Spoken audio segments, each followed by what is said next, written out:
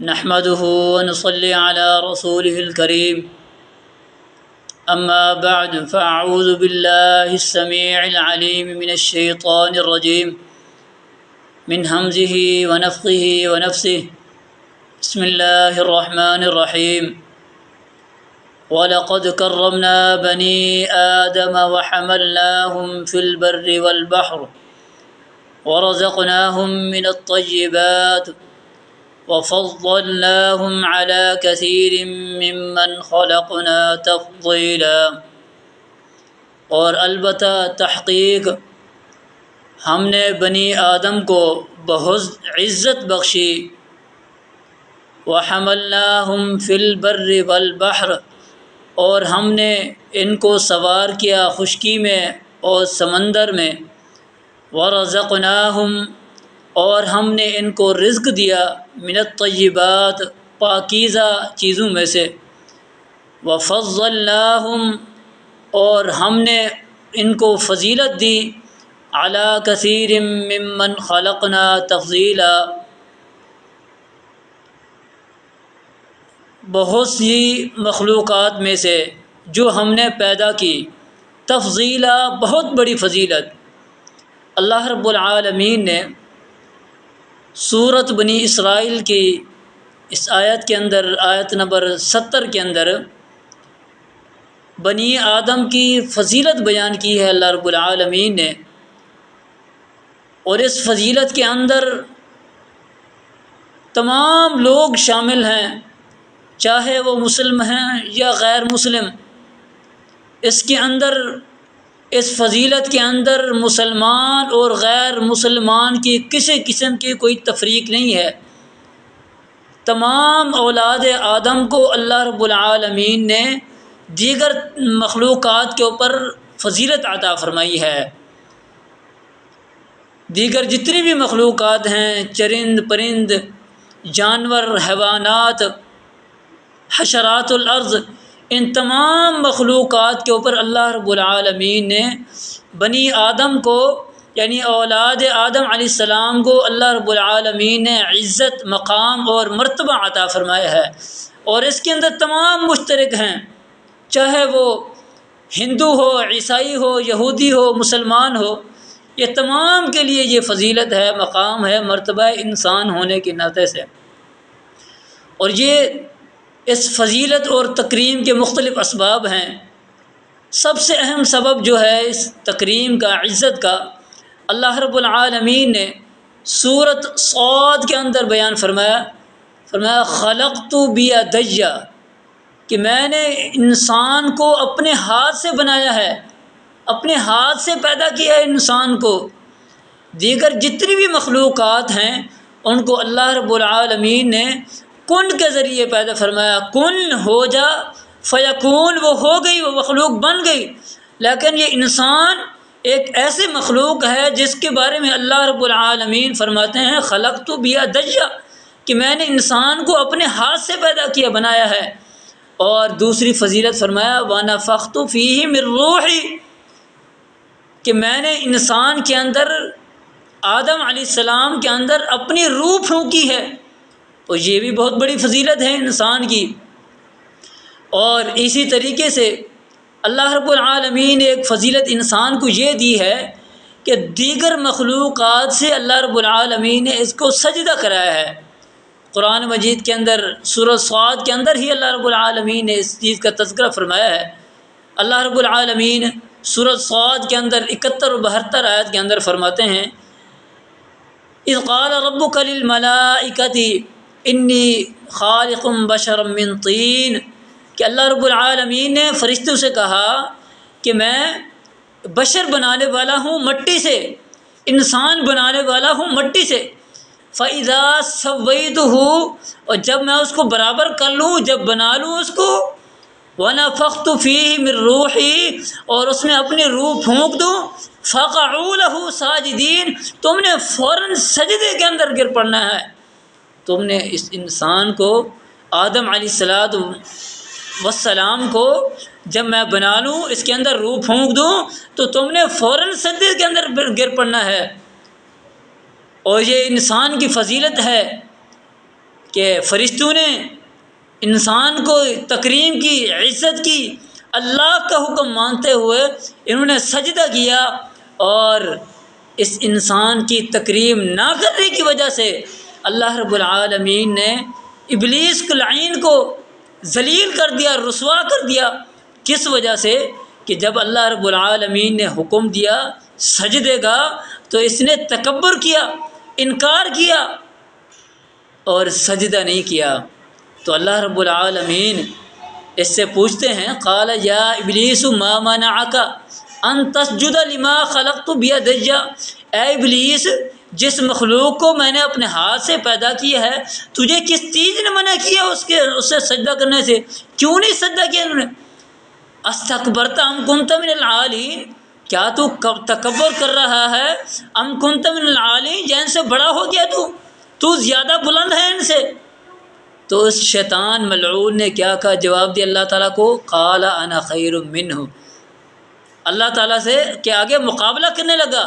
اللہ تعالیٰ کو کہتا ہے یا اللہ میں اس سے بہتر ہوں، خلقتنی من نار، تو نے مجھے آگ سے پیدا کیا ہے، آگ جو ہے وہ اوپر جاتی ہے، شعلہ مارتی ہے، وخلقتہ من طین، اور تو نے اس کو مٹی سے پیدا کیا ہے، اور مٹی جو ہے وہ پاؤں کے نیچے رونی جاتی ہے، تو میں اس کو کیسے سجدہ کروں؟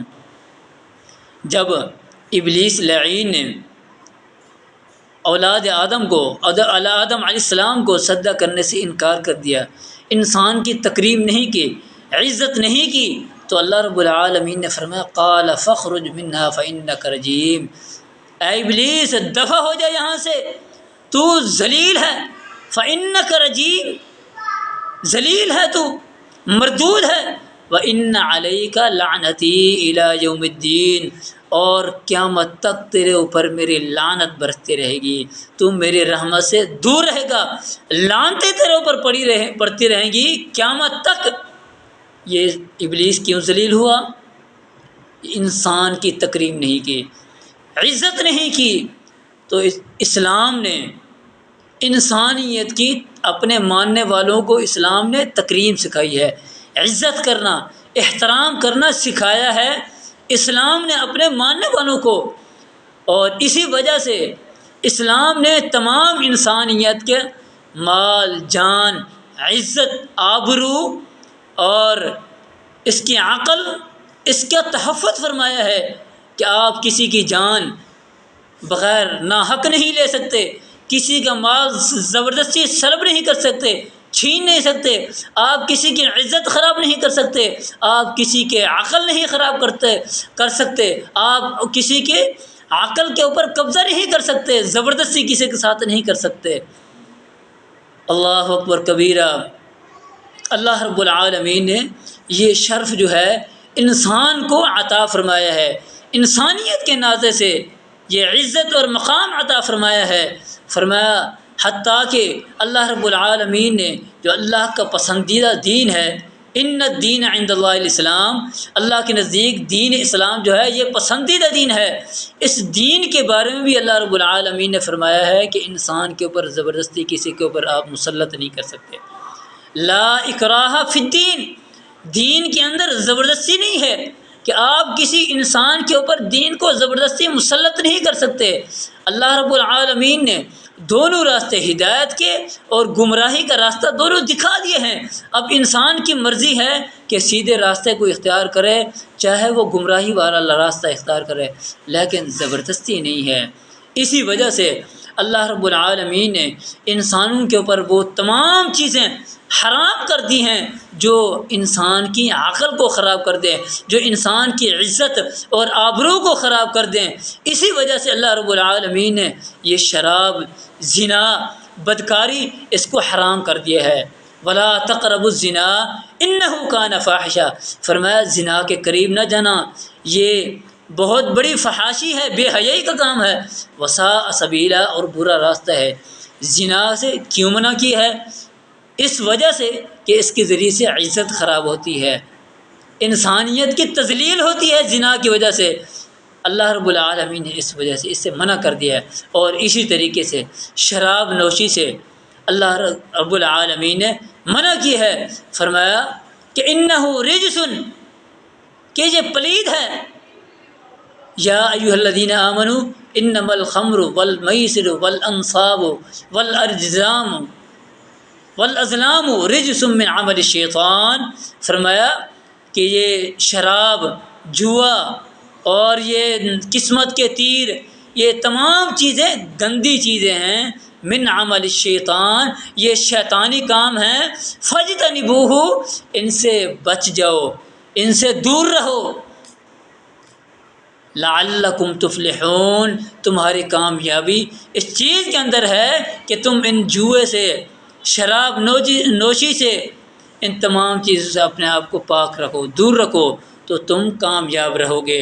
اللہ کے نبی صلی اللہ علیہ وسلم نے بھی ارشاد فرمایا ہے، ما اسکر قلیلہ وکثیرہ حرام، کہ جو چیز اس کے زیادہ سے زیادہ استعمال کرنے سے بھی اگر نشہ چڑھے، عقل اس سے خراب ہو جائے، تو اس کی قلیل مقدار بھی حرام ہے۔ کس وجہ سے؟ کہ تاکہ انسان کی عقل خراب نہ ہو جائے، دماغ معاف نہ ہو جائے، اس لیے اللہ رب العالمین نے ایسی چیزوں سے منع کیا ہے، اپنے ماننے والوں کو اسلام نے منع کیا ہے، مسلمانوں کو۔ اور اسی تکریم انسانیت کی وجہ سے اللہ رب العالمین نے اور اللہ کے نبی صلی اللہ علیہ وسلم نے اپنے ماننے والوں کو یہ حکم دیا ہے کہ انسانیت کی عزت کرنا ہے، انسان کے ساتھ البر حسن الخلق، اچھے اخلاق کے ساتھ پیش آنا ہے، اور اچھے اخلاق کو نیکی قرار دیا ہے، اور اس چیز کو صدقہ قرار دیا ہے کہ جو بندہ اچھے اخلاق کے ساتھ کسی کے ساتھ پیش آتا ہے تو یہ نیکی ہے، بہت بڑی نیکی ہے۔ تو اسی طریقے سے ایسی چیزیں جو انسان کو نقصان پہنچانے والی ہیں، اللہ کے نبی صلی اللہ علیہ وسلم نے ارشاد فرمایا ایسی چیزیں دور کر دینا، انسانوں سے نقصان پہنچانے والی چیزیں، یہ انسانیت کی تکریم ہے۔ فرمایا اماطۃ الاذی عن الطریق صدقۃ، رستے سے تکلیف دہ چیز کو ہٹا دینا یہ صدقہ ہے، تاکہ ایسی چیز جو انسان کو نقصان پہنچائے، کانٹے دار چیز یا کوئی بھی چیز راستے کے اندر ایسی پڑی ہو جو انسان کو، اس کے اوپر گزرنے والوں کو نقصان پہنچائے، تو اس چیز کو ہٹا دینا یہ اسلام نے اپنے ماننے والوں کو سکھایا ہے کہ ایسی چیز کو ہٹا دو، دور کر دو۔ اور خدمت کا حکم دیا ہے کہ انسانیت کی تم نے خدمت کرنی ہے۔ اسلام نے اپنے ماننے والوں کو انسانیت کے ناطے سے، چاہے وہ کافر ہے، غیر مسلم ہی کیوں نہیں ہے، انسانیت کے ناطے سے تم نے اگر کسی مصیبت کے اندر گرفتار ہو گئے ہیں، اگر کوئی بیمار ہو گیا ہے تو اس کی تم نے انسانیت کے ناطے سے بیمار پرسی کرنی ہے، اگر وہ بھوکا ہے تو انسانیت کے ناطے سے اس کو کھانا کھلانا ہے، اگر وہ انسان کوئی پیاسا ہے تو انسانیت کے ناطے سے اس کو پانی پلانا ہے۔ انسانیت کی تکریم کرنا یہ اللہ رب العالمین کا حکم ہے اور اللہ کے نبی صلی اللہ علیہ وسلم کا فرمان ہے۔ اللہ رب العزت سے دعا ہے کہ اللہ تعالی ہمیں اس کے اوپر عمل کرنے کی توفیق عطا فرمائے۔ وما توفیقی الا باللہ۔